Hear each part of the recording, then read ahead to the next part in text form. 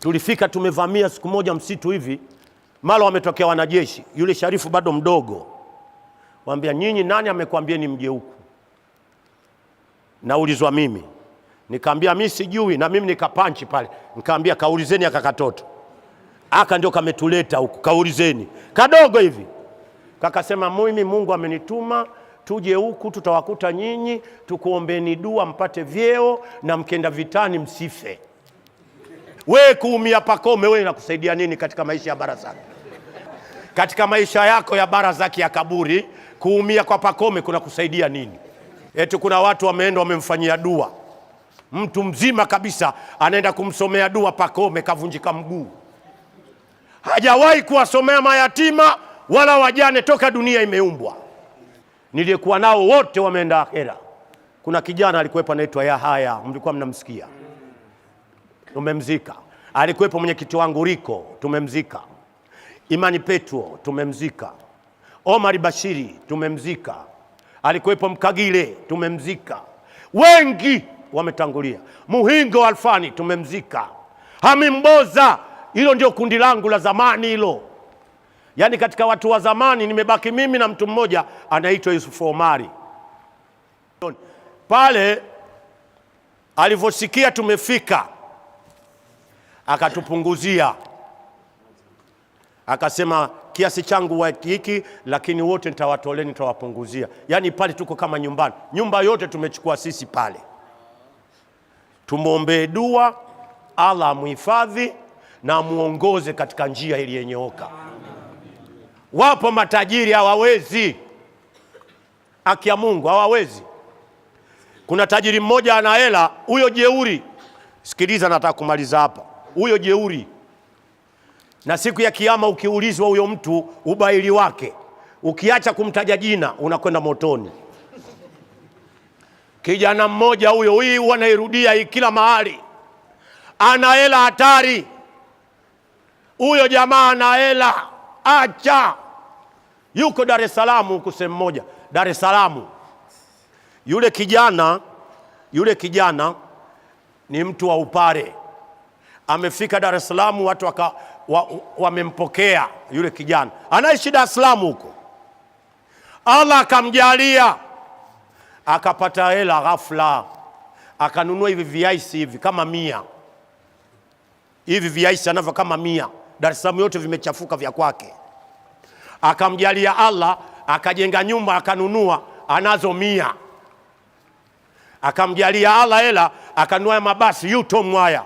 Yanakwenda jirani huko sijui wapi huko. Kama 100. Sasa pale jirani pale wanajenga msikiti. Mashehe wakasema hivi, jamani huyu kijana si ana hela, tumfanyie dua, tumpe bahasha ili atupe msaada. Watu wakaenda kununua bahasha. Unajua kuna bahasha zipo zinadiana. Kuna bahasha zeza unampelekea mtu gifti, zinauza paka 5,000, 2,000. Wakaenda kanunua bahasha 5,000. Wakaandika mle, wazee wakakaa msikitini wote, wakasomea dua ile bahasha. Allahu la ilaha illa huwal hayyul qayyum la ta'buduhu sinatun wala nawm lahu ma fi samawati wa ma fil ardi man dhal ladhi yashfa'u. Wakapiga dua wale, wakasoma Alam Nashra.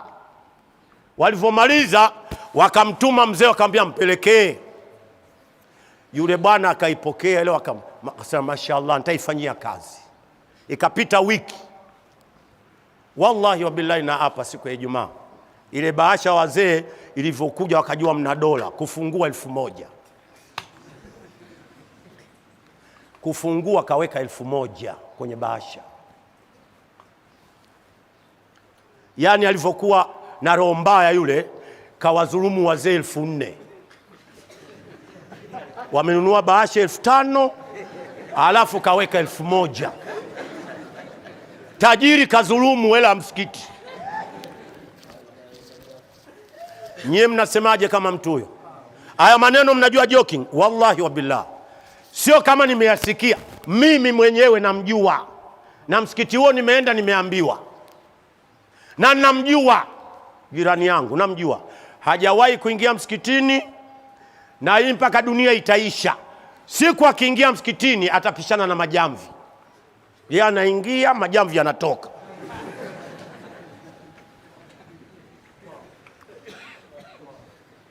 Mnasemaje mtu huyu ilikuwa na haki ya umbwe? Mnasemaje? Haijawahi kutokea. Dunia tunapita tu, siku 2-3 tuna safari imetukuta. Uwe una hela unaondoka, uwe unafadhili mipira utaondoka, ya chochote unachokifanya. Kaondoka bwana mtume bwana, makana Muhammadun aba ahadi min rijalikum, katajwa ndani ya Qur'ani, kaondoka.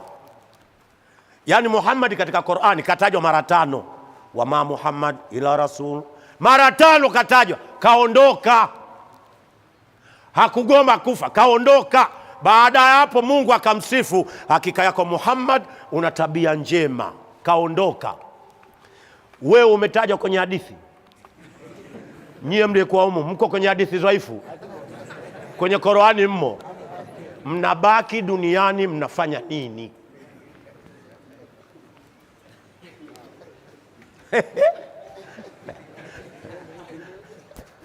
Kiombezi wa dunia nzima kaondoka. Maana yake ukifikiria hili tu, ukifikiria tu mtume kaondoka, wewe huwezi kufanya upuuzi, huwezi. Ndio maana mnaona wenzenu tunapoteza muda kwa ajili ya Allah, tunafika tunalala njaa. Naambia hii ni mipango ya Allah. Vijana wakasema mzee, wala no problem, hakuna shida. Hawaangaliagi mpira vijana wangu, hawana muda kupoteza kwenye mpira, hawana. Dakika 90 wakae kwenye mpira. Yani hawa tukisharudi, mara huyu kashika juzu, mara huyu kashika hivi, mara huyu anaangalia tulichokifanya kule. Wananiambia shekhe, hapa maneno yako wallahi wakati unaongea mimi nitaka kulia. Naambia ungelia tu ndio ukapata thawabu nyingi. Yani pale kila mtu anafikisha tunavyo dawa tunayopeleka. Hatuna muda, sijui nani kaumia kwenye mpira, sijui nini. We kuumia Pakome, we inakusaidia nini katika maisha ya barazaki? Haya, Pakome ndio kishaumia katika maisha yako ya barazaki ya kaburi. Kuumia kwa Pakome kuna kusaidia nini? Eti kuna watu wameenda wamemfanyia dua, mtu mzima kabisa anaenda kumsomea dua Pakome, kavunjika mguu.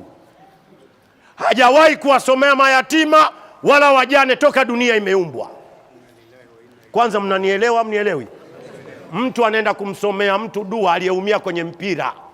Hajawahi kumsomea mtu aliyefiwa na baba yake wala mama yake. Tutaonana kiyama. Kiyama tutaonana. Kila mtu ataambiwa ajibu kazi aliyoifanya. Nielewa? Naam. Allah anasema hatukuleteni duniani kufanya mchezo. Tena kuna watu wanafanya mpaka dua, Rabbi tunakuomba Yanga ishinde. Yani hao wanayecheza saa 10 ndio muda wa swala.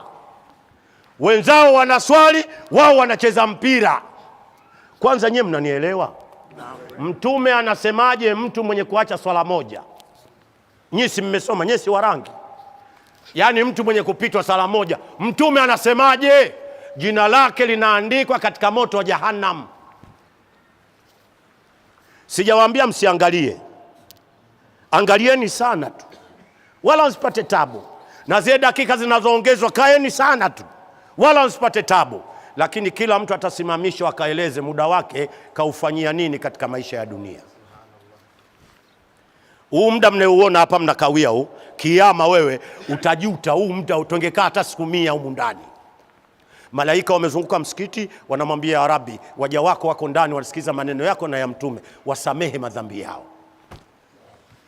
Hivi nani aliwahi kuangalia mechi ya 40 alafu kuna hadithi ikasema aliyoangalia mechi ya 40 ikapata thawabu? Nani? Nyie wazee mlianza kuangalia mpira toka zamani, nani? Asante. Hii nilisahau. Nani? Hamna. Wallahi wa billahi wa tallahi hamna. Hivi nataka nikuulizeni, sisi kina Mazinga walikuwa watu wa kupata shida? Kwa matajiri waliokuwa hapa Kondoa, matajiri waliokuwa Dodoma, matajiri waliokuwa Dar es Salaam, Shinyanga, sisi wa kulala njaa. Na kuulizeni nyie, siye wa kulala njaa? Tunaogopa kwenda kufanya utapeli kwa sababu tunaogopa tutaharibu yale ambayo tumeyafanya. Wengine tumekwenda jela, wengine tumepigwa. Kuna ndugu zangu wengine wamepewa sumu katika kutangaza dini, tumewazika Kenya huko. Mimi nagopa kwa umri huu nitafanya kazi gani? Huu umri niliyekuwa nao, nimeanza kuhubiri na miaka 23, bado yanki kabisa. Nikasema, Allah, naomba ya Rabbi usinifishe mimi, unifishe nafanya kazi yako. Full stop. Niliyekuwa nao wote wameenda akhera. Kuna kijana alikuwepo anaitwa Yahaya, mlikuwa mnamsikia, tumemzika. Alikuwepo mwenyekiti wangu Riko, tumemzika. Imani Petro, tumemzika. Omar Bashiri, tumemzika. Alikuwepo Mkagile, tumemzika. Wengi wametangulia. Muhingo Alfani, tumemzika. Hamimboza, hilo ndio kundi langu la zamani hilo. Yaani katika watu wa zamani nimebaki mimi na mtu mmoja anaitwa Yusuf Omari. Wengine wote inna lillahi.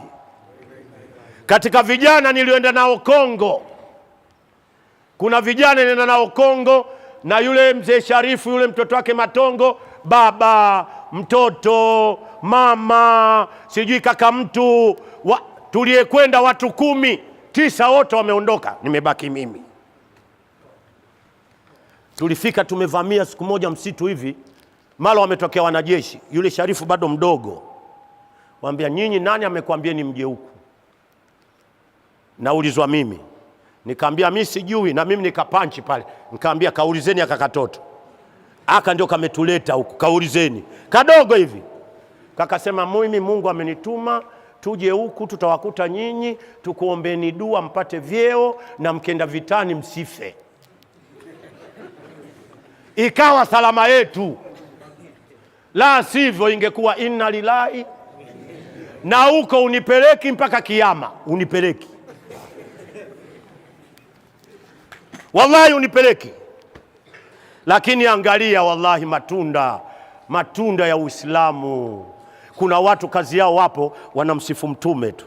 Kuna watu wapo kazi yao wanafundisha madrasa tu. Kuna watu wapo kazi yao wanaadhini tu. Kuna watu wapo kazi yao wanaswalisha, na kuna wengine wapo wanawaingiza wasiokuwa Waislamu katika dini ya Uislamu. Tumegawana kazi. Siku ya kiyama kila mtu atalipwa kutokana na matendo yake aliyoyafanya. Lakini katika kazi ambazo wanadamu hawapendi hata kuiona ni wale wanaetangaza dini. Kwanza tunaitwa matapeli. Mimi unaniita tapeli? Mimi Profesa DD. Akia Mungu tena. Mimi nikusanyie Wakristo wa ulimwengu huu. Hii kama hii Tanzania hii yote nikusanyie. Niwekee pale. Dakika 15 nyingi mimi nawazimisha wote na hakuna atakayefanya lolote. Na wao wanajua. Alhamdulillah, nashukuru uwezo huu Allah kanipa. Nikikuuliza swali huwezi kujibu mpaka kiyama. Juzi tulikuwa hapo mada ya Yesu kufa msalabani. Waulize swali ile wauliza pale. Halijibiwi ile mpaka kiyama. Kila tukikaa Yesu kafa, kila tukikaa Yesu kafa. Nikapiga Mathayo 1:18. Mathayo 1:18. Kuzaliwa kwake Yesu kulikuwa hivi. Mariamu mama yake. Nikatulia hapo. Nikauliza, Mariamu, Yesu alikuwa na mama au alikuwa hana mama? Nikasema alikuwa na mama. Mwenye mama ni mtoto au sio mtoto? Akasema mtoto. Hivi mwenye mama anaweza kuwa Mungu? Akasema hawezi kuwa Mungu. Yaani tunakwenda sambamba. Haya, tukauliza sasa nyinyi mnatuambia Yesu kafa, tunaomba mtuambie katika Biblia Yesu kafa tarehe ngapi? Biblia haijaandika. Eti Mungu anakufa. Wanasema Mungu alafu kafa. Hivi nakuulizeni, hivi Mungu akifa inakuwaje? Allah halali wala hasinzi. Alale alafu uzini asijue au?